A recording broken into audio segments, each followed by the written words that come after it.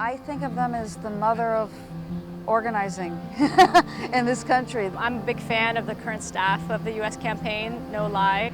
I really would like to see all of the organizations that are doing work on Palestinian solidarity being involved with the U.S. campaign. The U.S. campaign is a coalition of more than 400 organizations all across the United States, working on ending U.S. support for Israel's occupation and apartheid policies towards Palestinians. Interfaith Peace Builders leads delegations to Israel-Palestine 3 or 4 a year to get activists from the U.S. over there. The delegations go, people are transformed, they come back home, and one of the most important organizations we try to connect them with is the U.S. campaign and the Israeli occupation. So our main focus is to make sure that these campaigns are getting the resources they need. They helped us strategize. They helped us reach delegates with the information we needed to get to them about divestment.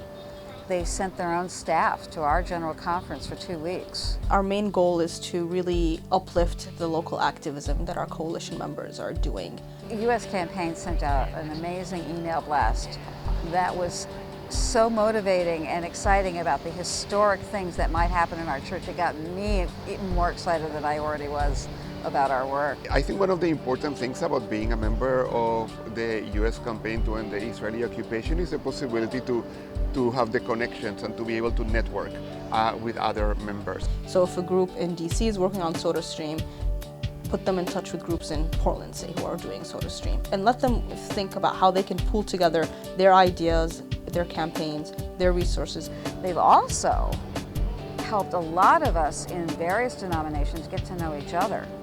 They've helped us come together in an interdenominational coalition. So when we're talking about a movement that's so broad and so wide, you need to figure out what are the places where people can talk. Really, those places are the few times that we meet in person, but mostly the virtual places, which are the online resources, the conference calls. That's the oil that makes the machine work throughout the year. And the U.S. campaign is key to those efforts. They see how we can facilitate that collaboration between member groups so that you're not sitting alone in some city thinking, how can I really affect U.S. policy? But when you're part of a coalition, you know that, wow, there's power in this. So in May of 2012, I attempted to enter Palestine through the airport in Tel Aviv and was interrogated for 8 hours and then put into jail overnight and then sent back to the U.S. on the next plane. Anna Balzer stayed with me throughout the interrogation process for as long as she could and supported me. It was Anna who contacted the U.S. Embassy and tried to get me assistance. It was the U.S. Embassy that told me that because I wasn't Jewish, they could do nothing to help me. Immediately when I returned to the U.S. campaign helped to organize a coalition of organizations that wanted to use my story in a way that would highlight Palestinian dispossession and denial of entry of Palestinian and Muslim Americans into Israel. It was that phone call that really sort of made me aware of the power behind my story. I think I had been in shock. The U.S. campaign organized a petition drive. We collected 18,000 signatures, and it was really because of the support of the U.S. campaign. I felt like my story, placed in the larger context of all Palestinians who have been denied return to their home, had to be told.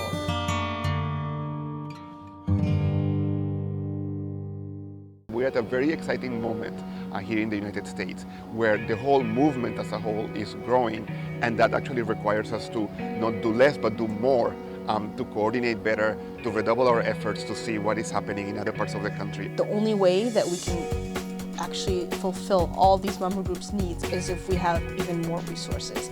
Because we know that the other side has a lot of resources, I don't think that we, in the immediate future, are going to be able to match those resources. So I think it's kind of a question of prioritization. As a donor to the U.S. campaign, I would say they're one of the addresses in terms of making structural change. Like not just putting a Band-Aid on it, not just thinking about the immediate needs of people, but trying to like really strategically think down the road and think about how to motivate that discourse shift that leads to a policy shift in the U.S. By helping them, you're helping over 400 organizations working on this issue. If you care about Israel-Palestine, help the group that's helping everybody in this country work on this more effectively.